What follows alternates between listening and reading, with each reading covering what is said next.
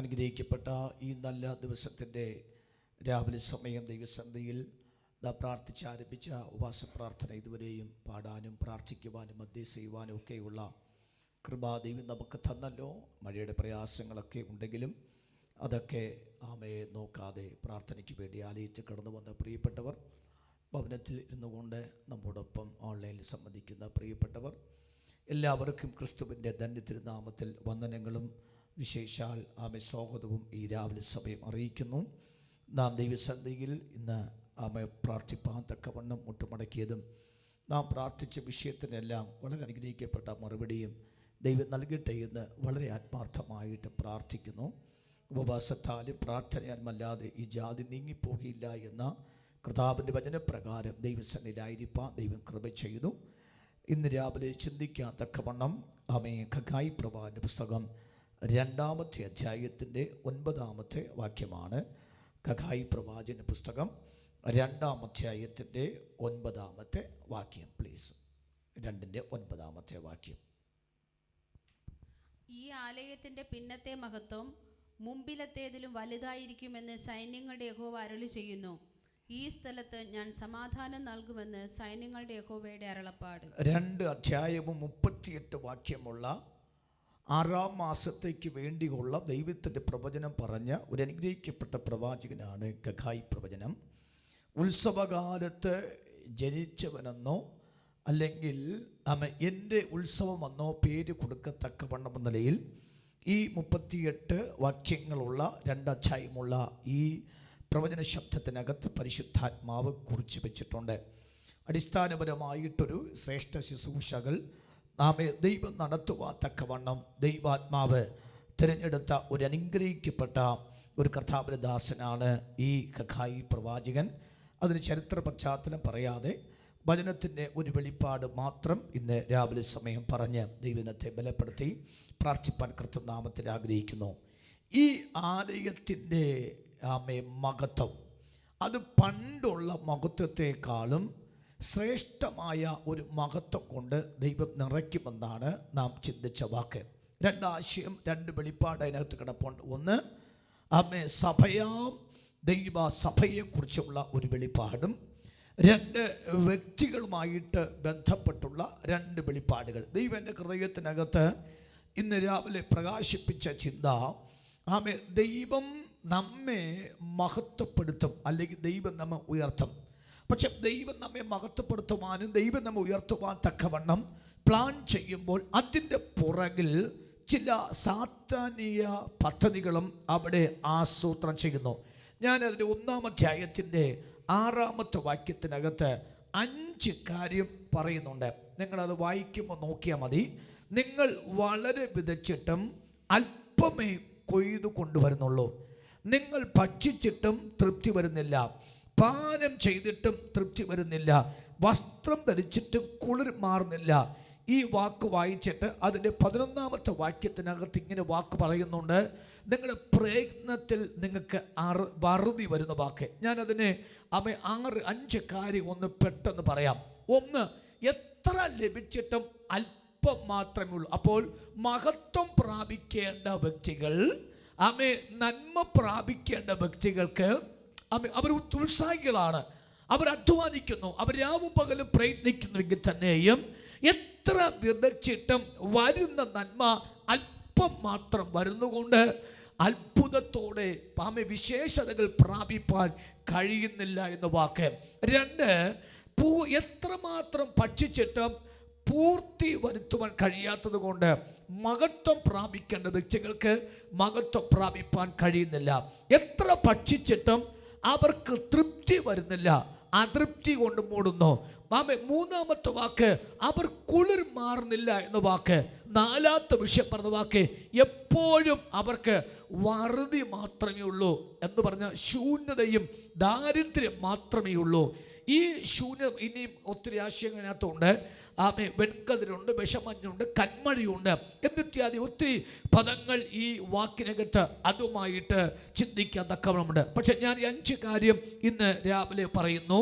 എത്രമാത്രം ശ്രമിച്ചിട്ടും എന്തുമാത്രം പ്ലാനുകൾ ആസൂത്രണം ചെയ്തിട്ടും മഹത്വം പ്രാപിക്കേണ്ട ഓപ്പർച്യൂണിറ്റീസുകൾ, അവസരങ്ങൾ മുമ്പിൽ ഉണ്ടായിട്ടും ആ അവസരങ്ങൾ ഉപയോഗിക്കാൻ തക്കവൻ കഴിയാതെ ശൂന്യത മാത്രം വരുത്തുന്ന ഒരു കാലഘട്ടത്തിൽ പ്രവാചകനെ കൊണ്ട് ദൈവം പ്രവചിച്ചു പറയുന്ന വാക്കാണ്, ഈ വറുതിയെ, ഈ ശൂന്യതയെ, ഈ തൃപ്തിയില്ലായ്മയെ, ഈ അസ്വസ്ഥതയെ ഞാൻ മാറ്റിയിട്ട് ഞാൻ ഈ ആലയത്തെ ഞാൻ പുഷ്ടി കൊണ്ടും, ഈ ആലയത്തെ ഞാൻ സന്തോഷം കൊണ്ടും, ഈ ആലയത്തെ വിശേഷത കൊണ്ടും ഞാൻ നിറയ്ക്കുന്ന കാലഘട്ടം വരികയാണെന്ന് പ്രവാചകനോട് പ്രവചിച്ചപ്പോൾ പ്രതീക്ഷ അറ്റുപോയ ജനത്തിന്, പ്രതീക്ഷ കൈവിട്ടുപോയ ജനത്തിന് ആ ദൈവദൂത് അവർക്ക് പ്രതീക്ഷയ്ക്ക് ശക്തി കൊടുക്കുവാനിടയാക്കി.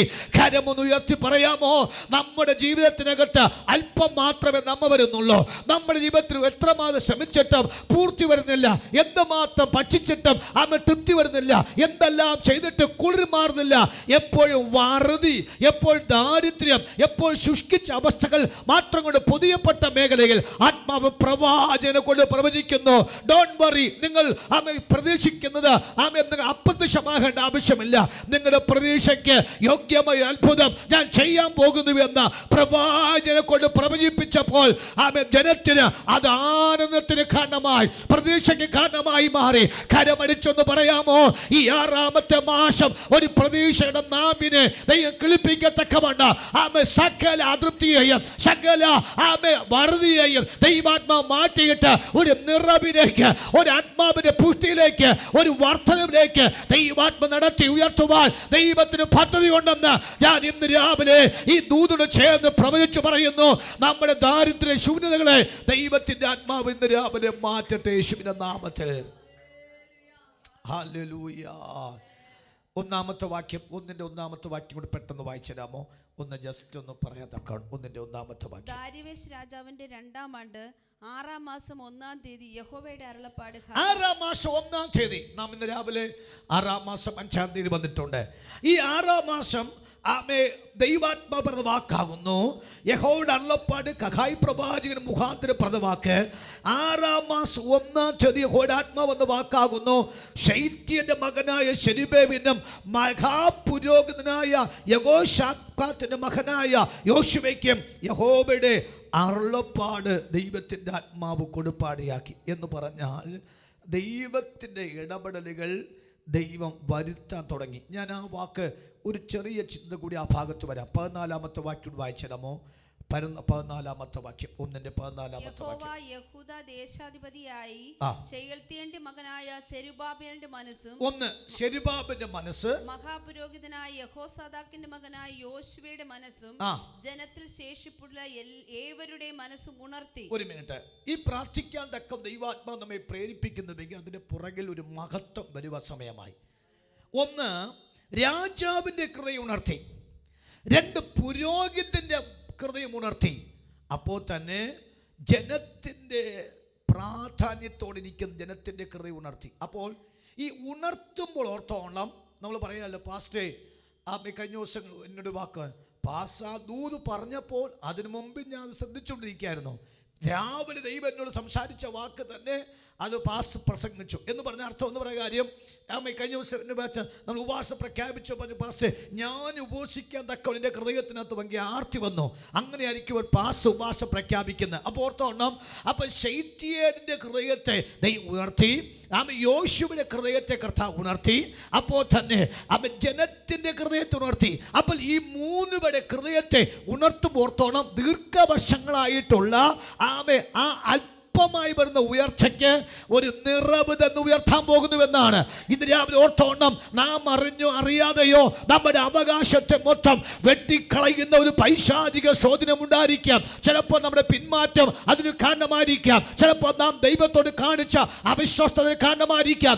ആത്മീകമായ സന്തോഷത്തിലേക്ക് വരേണ്ട പ്രിയപ്പെട്ടവർ പലപ്പോഴും പിന്മാറ്റത്തെ പോലെയുള്ള അന്തരീക്ഷം നമുക്ക് ഉണ്ടായിരിക്കാം. പക്ഷെ ഇന്ന് രാവിലെ ആത്മാവ് വാക്കാകുന്നു, ചിലരുടെ മനസ്സുണർത്തി ഉണർത്തുമ്പോൾ, ചില ഹൃദയത്തിൽ പ്രാർത്ഥനയുടേതായ പ്രേരണ വരുമ്പോൾ, ചില അകത്ത് ഉപവസിക്കാൻ പ്രേരണ വരുമ്പോൾ, ചില രാത്രി പ്രാർത്ഥിക്കാൻ തക്ക തട്ടി ഉണർത്തുമ്പോൾ ഓർത്തോണ്ട് മഹത്വം വരാൻ സമയമായി, ഉയർച്ച വരാൻ സമയമായി, നിങ്ങളുടെ പേര് പ്രസിദ്ധമാകാൻ സമയമായി, അവ നിങ്ങൾ മറ്റുമുമ്പാകെ അത്ഭുതമാകാൻ സമയമായി, നിങ്ങൾ അനേകർക്ക് ആശ്ചര്യമാകാൻ സമയമായി. ഈ രാവിലെ ആത്മാവിൽ പറയാ, ഞാൻ ദിവസങ്ങളിൽ എന്നെ ഉണർത്തി പ്രാർത്ഥിപ്പിച്ചതിന്റെ പുറകെ എന്റെ പേരുകൾക്ക് വലിപ്പം കൂടാൻ, എന്റെ കുടുംബത്തിന്റെ പേര് വലിപ്പം കൂടുവാൻ സമയമായെന്ന് പരിശുദ്ധാത്മാവിൽ നമുക്ക് ഇന്ന് രാവിലെ നിയോഗം ഏറ്റെടുക്കാം.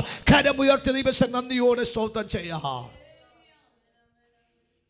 അപ്പോൾ പ്രാർത്ഥിക്കാനോ ഉപവസിക്കുവാനോ ആരാധിക്കുവാനോ വചനം ധ്യാനിക്കുവാനോ നമ്മുടെ ഹൃദയത്തിനകത്ത് ഒരു പ്രേരണ വരുമ്പോൾ ഓർത്തോണം, എൻ്റെ ഈ ആലയത്തിൻ്റെ മഹത്വം ഉയരാൻ സമയമായി. സ്തോത്രം.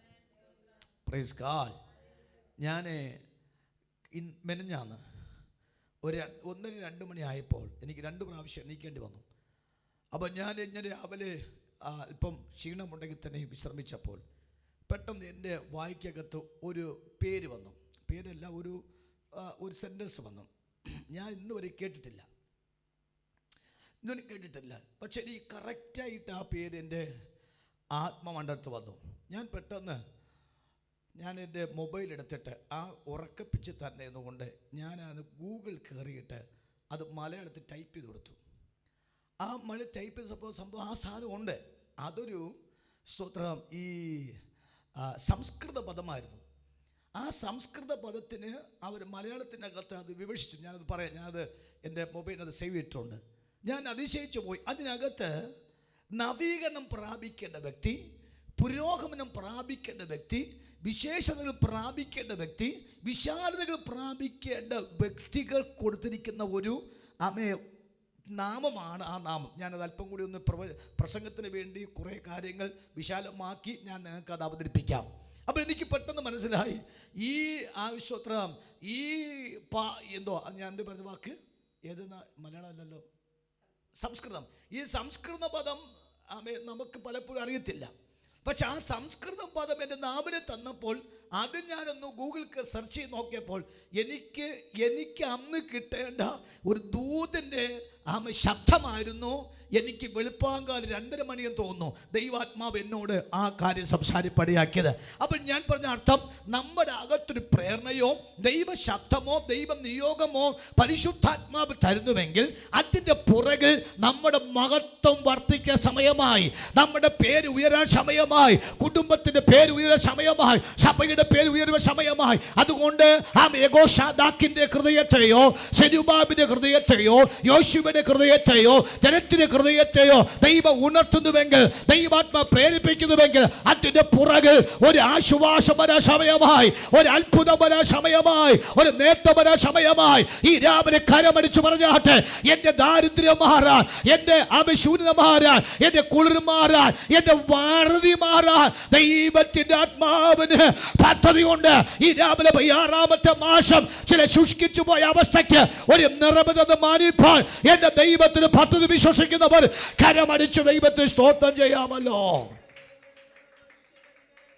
Hallelujah, hallelujah. ഈ ആലയത്തിന്റെ പിന്നത്തെ മഹത്വം മുമ്പിലേറ്റിൽ നിന്നും വലുതായിരിക്കും. അപ്പോൾ ഇന്നലകളിൽ വന്ന ഉയർച്ച അല്ല, ഇനി വരാൻ പോകുന്ന ഉയർച്ചയാണ് നമ്മുടെ ഉയർച്ച. ഇതുവരെ വന്ന നേട്ടമല്ല നമ്മുടെ നേട്ടം, ഇനി വരാൻ പോകുന്ന നേട്ടമാണ് നമ്മുടെ നേട്ടം. വന്ന സന്തോഷമല്ല, ഇനി വരാൻ പോകുന്ന സന്തോഷമാണ് നമ്മുടെ സന്തോഷം. വന്ന വരുമാനമല്ല, വരുവാനുള്ള വരുമാനമാണ് ഏറ്റവും നല്ലത്. ഇന്നലെ മാറിയ കുളിർ പോലെയല്ല ഇന്ന് വരുന്ന കുളിർ മാറ്റുന്നത്, അത് അല്പം വിശേഷമാണ്. ഇന്ന് രാവിലെ ആത്മാവിൽ പറയാ, ഇന്നലെ വന്ന ഉയർച്ചയോ അതിൽ തൃപ്തിപ്പെടരുത്. അതിൽ അല്പമാണുള്ളത്. പക്ഷെ ദൈവം അധികമെന്ന വിശേഷയിലേക്ക് ദൈവാത്മ കൊണ്ടെത്തി ഉയർത്തുവാൻ ദൈവത്തിന് പദ്ധതിയുണ്ടെന്ന് ഞാൻ പ്രവചനാത്മ വിളിച്ചു പറയുന്നു. ദൈവം ഉയർത്താൻ സമയമായി. കരമടിച്ച് റിസീവ് ചെയ്യാൻ നമ്മുടെ ദൈവം വിശ്വസ്ത ദൈവമാണ്. സ്തോത്രം. അതുകൊണ്ടാണ് മറ്റൊരു വാക്ക്, കൂലിക്കാരൻ ഓട്ടസഞ്ചി ഇടുവാൻ കൂലി വാങ്ങുന്നു. അപ്പോൾ ഇന്ന് പറഞ്ഞ് എത്ര കൂലി വാങ്ങിയാലും അത് എന്ത് ചെയ്യുന്നില്ല, പിന്നെ മിച്ചം പിടിക്കാനൊന്നും ഇല്ല. ഇതൊക്കെ ഈ 38 വാക്യത്തിനകത്ത് കൊടുത്തിരിക്കുന്ന പദങ്ങളാണ്. ഞാൻ എല്ലാം പ്രസംഗിക്കാൻ സമയമില്ല. നമ്മുടെ മധ്യസ്ഥ പ്രാർത്ഥനയ്ക്ക് അധികം സമയമെടുത്തത് കൊണ്ട് അല്പസം മുമ്പോട്ട് പോയതുകൊണ്ട് ഞാൻ പ്രസംഗിച്ചു പോകാം. പക്ഷേ ദൈവമക്കൾക്ക് മഴയുടെ സീസൺ ആയതുകൊണ്ട് പെട്ടെന്ന് പോകണം. തന്നെയുമല്ല സ്തോത്രം, പലയിടത്തും വെള്ളക്കെട്ടും പ്രയാസങ്ങളൊക്കെ ഉള്ളതുകൊണ്ട് അതിന് പരിമിതി ഉള്ളതുകൊണ്ടാണ് ഞാൻ വേഗത്തിൽ നിർത്താൻ ആഗ്രഹിക്കും. വാക്യം ഇനി അതിൻ്റെ കൺക്ലൂഷനിലേക്ക് വരാം. അതിൻ്റെ 18-ാമത്തെ വാക്യം, 2-ാം അധ്യായത്തിൻ്റെ 18-ാമത്തെ വാക്യം, 2:18 വാക്യം. നിങ്ങൾ ഇന്ന് തൊട്ട് മുന്നോട്ട് ദൃഷ്ടി വയ്ക്കുവിൻ. 9-ാം മാസം 24-ാം തീയതി മുതൽ യഹോവയുടെ മന്ദിരത്തിന് അടിസ്ഥാനമിട്ട ദിവസം തുടങ്ങിയുള്ള കാലത്തിൽ തന്നെ ദൃഷ്ടി. പദത്തിന്റെ ശക്തി ഓർത്ത ഇന്ന് തൊട്ട് ഈ 6-ാമത്തെ മാസത്തിന്റെ 5-ാം തീയതി നാം ഈ ഉപവാസ പ്രാർത്ഥന ഇരുന്നു കൊണ്ട് ആ ദൂത് കേൾക്കുന്നുണ്ട്. അപ്പോൾ നമ്മൾ പറഞ്ഞു, നിങ്ങൾക്ക് അല്പമേ നന്മ വരുന്നുള്ളൂ, നിങ്ങൾക്കൊരു പൂർത്തീകരണം കാണാൻ പറ്റുന്നില്ല, നിങ്ങൾക്ക് തൃപ്തി വരുന്നില്ല, നിങ്ങൾക്ക് കുളിർ മാറുന്നില്ല. അപ്പം നിങ്ങൾ വാങ്ങുന്ന നന്മയെല്ലാം ഓട്ടസഞ്ചിയിൽ ഇടുന്ന പോലെ ആകുന്നു, നിങ്ങൾക്ക് എപ്പോഴും വറുതി വരുന്നു എന്നിത്യാദി പദങ്ങൾ പരിശുദ്ധാത്മ കുറിച്ച് വെച്ചിരിക്കുമ്പോൾ പറയുന്നു, ഇങ്ങനെ പോയാൽ നിങ്ങളുടെ മഹത്വം വരുന്നത് പകരം നിങ്ങൾ ശുഷ്കിച്ച് പോകാം. എന്നാൽ പ്രവാചകൻ പ്രവചിച്ച് പറയുന്നു, നിങ്ങളുടെ മഹത്വം ഇന്നലെ വന്ന മഹത്വത്തെക്കാളും നിങ്ങളുടെ ഉയർച്ച ഇന്നലെ വന്ന ഉയർച്ചയെക്കാളും അതിശ്രേഷ്ഠമായി മാറുമെന്ന ആ പ്രവാചകനെ കൊണ്ട് ദൈവം പ്രവചിപ്പിച്ചു പറഞ്ഞപ്പോൾ, എന്നാൽ ദൈവം പ്രസവം ചെയ്ത് ഒരു ഡേറ്റ് പറയുന്നു, 9-ാം മാസം 24-ാം തീയതി എന്ന ദിവസം വരുമ്പോൾ നിങ്ങൾ ഇന്ന് രാവിലെ കേട്ട ദൂതം, നിങ്ങൾ ഈ രാവിലെ പ്രാപിച്ച വെളിപ്പാട്, ഇന്ന് നാം അനുഭവിച്ച ദൈവ നിയോഗവും 9-ാമത്തെ മാസം 24-ാം തീയതി ആകുമ്പോൾ അതിനെ ദൈവം തൊട്ട് ഉയർത്തി ദൈവം വിശാലമാക്കി മാറ്റുന്ന ഒരു ദിനത്തിലേക്ക് പരിശുദ്ധാത്മാവ് കൊണ്ടെത്തുകയാണ്. കരങ്ങളെ ഉയർത്തി ദൈവത്തിന് സ്തോത്രം ചെയ്യാം. അപ്പോൾ ഒരു കാര്യം കൂടി ഞാൻ നിങ്ങൾക്ക് ആത്മാവിൽ ധൈര്യപ്പെടുത്താൻ പറയാം. ഇതൊരു 6-ാമത്തെ മാസമാണ്. 6-ാം മാസം നായി ദൂത് വിഴുങ്ങുന്നു. ഈ 6-ാം മാസം നാം ദൂതനെ വിശ്വസിക്കുന്നു. ഈ 6-ാം മാസം അതിനെ നമ്മൾ റിസീവ് ചെയ്ത് അത് ഉള്ളിനകത്ത് സംഗ്രഹിക്കുന്നു. അതിൻ്റെ 7-ാമത്തെ മാസവും 8-ാമത്തെ മാസവും അതിൻ്റെ പ്രോഗ്രസ്സിലേക്ക് ദൈവം കൊണ്ടുവരികയാണ്, അതിൻ്റെ പ്രോസസ്സിങ്ങിലേക്ക് കൊണ്ടുവരികയാണ്. അതിന് നമ്മൾ വളർത്താൻ അന്യഭാഷയിൽ നാം പ്രാർത്ഥിച്ചതിന് ജാഗരിക്കും. 9-ാം മാസം 24-ാം തീയതി ആകുന്ന സമയത്ത് ഈ പറഞ്ഞ മഹത്വം, ഈ പറഞ്ഞ പേരുകൾ, ഈ പറഞ്ഞ വിശേഷതകൾ അടുക്കടുക്കാൻ നമ്മുടെ അടുക്കലേക്ക് വരുമ്പോൾ നമുക്ക് നന്ദിയോടെ പറയാൻ പറ്റുക, കർത്താവേ, 6-ാമത്തെ മാസം 5-ാം തീയതി എന്നോട് കേൾപ്പിച്ച വെളിപ്പാട് നിമിത്തം ദൈവം ചില കുടുംബത്തെ ഉണർത്തി, ചില രാജാക്കന്മാരെ ഉണർത്തി, ചില പുരോഹിതന്മാരെ ഉണർത്തി, ചില ഹൃദയത്തെ ഉണർത്തി, ചില വ്യക്തികളെ കർത്താവ് ഉണർത്തി, ചില മനുഷ്യരെ കർത്താവ് ഉയർത്തി, ചില വ്യക്തികളോട് സംസാരിച്ചു. ഈ രാവിലെ അതുമായിട്ട് ബന്ധപ്പെട്ടുള്ള ചില വ്യക്തികളുമായി ദൈവം ഇടപെട്ടു. ഈ രാവിലെ അങ്ങനെയാണെങ്കിൽ എന്നെ ഉയർത്താൻ, എന്നെ താങ്ങാൻ, എന്നെ മാനിക്കാൻ, എന്നെ ശൂന്യത മാറ്റാൻ, എന്നെ കുളിർ മാറ്റാൻ ദൈവം ചില വ്യക്തികളുമായിട്ട് ദൈവം കണക്ട് ചെയ്യിപ്പിക്കുന്ന ഒരു ദിവസമാണെങ്കിൽ 9-ാം മാസം 24-ാം തീയതി മുതൽ അതിന്റെ ശ്രേഷ്ഠത കാണാൻ പറ്റുക. സഭക്കാരം മരിച്ചതാത്മാവിൽ പറയാ, എന്റെ ഉയർച്ചയ്ക്ക് കാലതാമസം വരുന്നില്ല, എന്റെ നേട്ടത്തിന് കാലതാമസം വരുന്നില്ല, എന്റെ ഉയർച്ചയ്ക്ക് കാലതാമസം വരുന്നില്ല, എന്റെ സന്തോഷം കാലതാമസം വരുന്നില്ല. അത് എത്രയും വേഗത്തിൽ, അത് എത്രയും പെട്ടെന്ന്, അത് ഈ വർഷം തീർന്നുമ്പോൾ തന്നെ 9-ാം മാസം മുതൽ ദൈവം എന്റെ ജീവിതത്തിൽ അത് സബലീകരിക്കുമ്പോൾ എൻ്റെ ജീവിതത്തിനകത്ത് വരുന്ന വേദനയ്ക്ക് ഒരു ആർതി വരുന്നു. വാർതി മാറി വാർതിക്ക് ആർതി കർത്താവ് വരുത്തുകയാണ്. കരമുയർത്തി സ്തോത്രം ചെയ്യാമല്ലോ. ഹല്ലേലൂയ.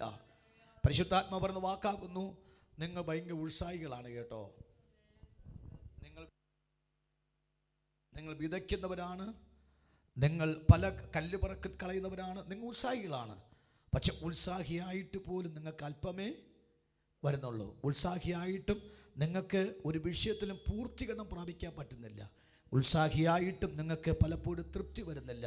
ഉത്സാഹിയായിട്ടും നിങ്ങൾ കുളിർ മാറാതെ എപ്പോഴും തണുത്തിരിക്കുന്ന അവസ്ഥകൾ. ഉത്സാഹിയായിട്ടും നിങ്ങളുടെ ഓട്ടസഞ്ചിക്കകത്ത് വരുന്നതെല്ലാം നഷ്ടപ്പെട്ടു പോകുന്നു. ഉത്സാഹിയായിട്ടും നിങ്ങളുടെ പ്രയത്നത്തിന് മൊത്തം വറുതി ദാരിദ്ര്യം മാത്രമേ വരുന്നുള്ളൂ എന്ന ദൈവം നമ്മോട് സംസാരിക്കുന്ന വെളിപ്പാടാകുന്നു.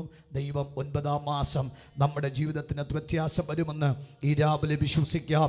അതിനകത്ത് 19-ാമത്തെ വാക്യത്തിൽ ഇങ്ങനെ വാക്ക് പറയുന്നു, നിർത്താൻ ആഗ്രഹിക്കുന്നു. ആ അത്തിവൃക്ഷം വിത്തിനിയും കളപ്പുരി കിടക്കുന്നുവോ, മുന്തിരിവള്ളിയും അത്തിവൃക്ഷവും മാതളവും ഒലിവുമരവും കായ്ക്കുന്നില്ലയോ? പക്ഷെ ഇന്നു മുതൽ ഞാൻ നിങ്ങളെ എന്ത് ചെയ്യും?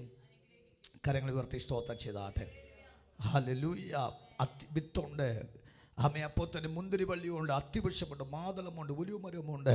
ഇതെല്ലാം ഉണ്ട്. ഉത്സാഹത്തോടെ നിങ്ങൾ അധ്വാനിച്ചവരാണ്, അതെല്ലാം ഉണ്ട്. എങ്കിലും നിങ്ങളുടെ ജീവിതത്തിനകത്ത് ഒന്നുമില്ലാത്തവരെ പോലെ ശുഷ്കിച്ചിരിക്കുന്ന അവസ്ഥകൾ ദൈവം പരവാക്കണം. ആ മൈൻഡ് മാറിയാട്ടെ, ആ ചിന്ത മാറിയാട്ടെ. ഇന്നു മുതൽ ശീയോനിൽ നിന്നും നിങ്ങൾക്കൊരു അനുഗ്രഹം ദൈവം തരികയാണ്.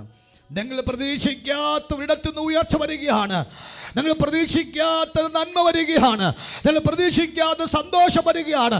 നിങ്ങളുടെ ഉത്സാഹം കണ്ടിട്ട് നിങ്ങൾ ഉപവസിക്കുകയും പ്രാർത്ഥിക്കുകയും കരയുകയും ആരാധിക്കുകയും വചനം ധ്യാനിക്കുകയും ചെയ്ത് കണ്ടിട്ട് അതിന് തക്കതായ ഒരു അത്ഭുതം ഞാൻ നിങ്ങൾക്ക് വേണ്ടി ചെയ്യാൻ പോകുകയാണെന്ന് ആത്മാവിനെ പ്രവചിച്ചു പറയുന്നു.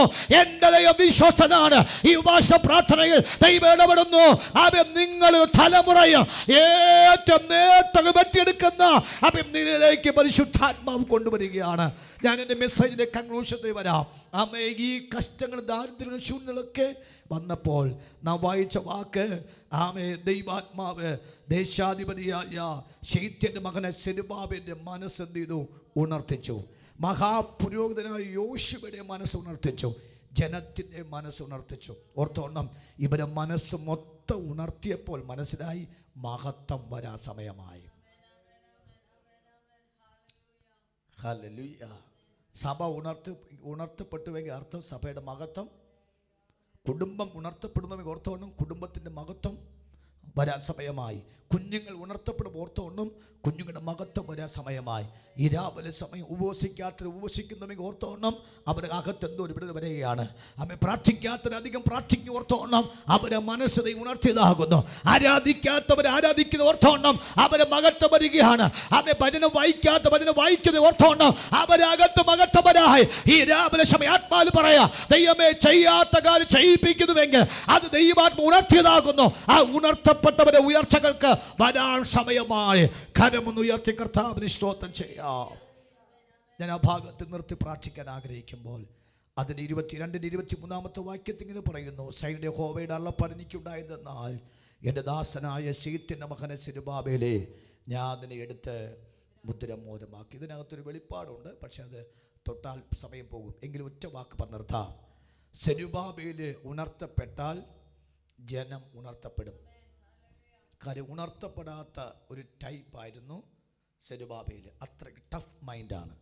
പക്ഷേ അത്രയും ടഫ് മൈൻഡുള്ള വ്യക്തിയെ ഉണർത്തിയെങ്കിൽ എന്ന് പറഞ്ഞാൽ അർത്ഥം 10 ബാധ അയച്ചിട്ട് പോലും ഫറവോൻ ജനത്തെ എന്തില്ല വിട്ടയക്കാൻ കഠിന ഹൃദയമുള്ളവനായിരുന്നു. പക്ഷേ 10ാമത്തെ ബാധ വന്നപ്പോൾ തനിക്ക് മനസ്സിലായി ഇനി കടുക്കുമെന്ന് മനസ്സിലാക്കി പറഞ്ഞു, പൊക്കോളാൻ പറഞ്ഞു.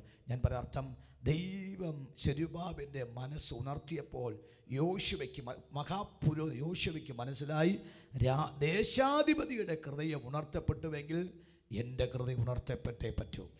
അങ്ങനെയെങ്കിൽ ദേശാധിപതിയുടെ ശൈത്യൻ്റെ മകൻ സെരുബാബേലും മഹാപുരോഹിതനായ ആ യോശുവയെയും മനസ്സുണർത്തിയപ്പോൾ ജനത്തിന് മനസ്സിലായി അവരെ രണ്ടുപേരുടെയും മനസ്സുണർത്തിയെങ്കിൽ ഞങ്ങളുടെ മനസ്സ് ഉണർന്നേ പറ്റൂ.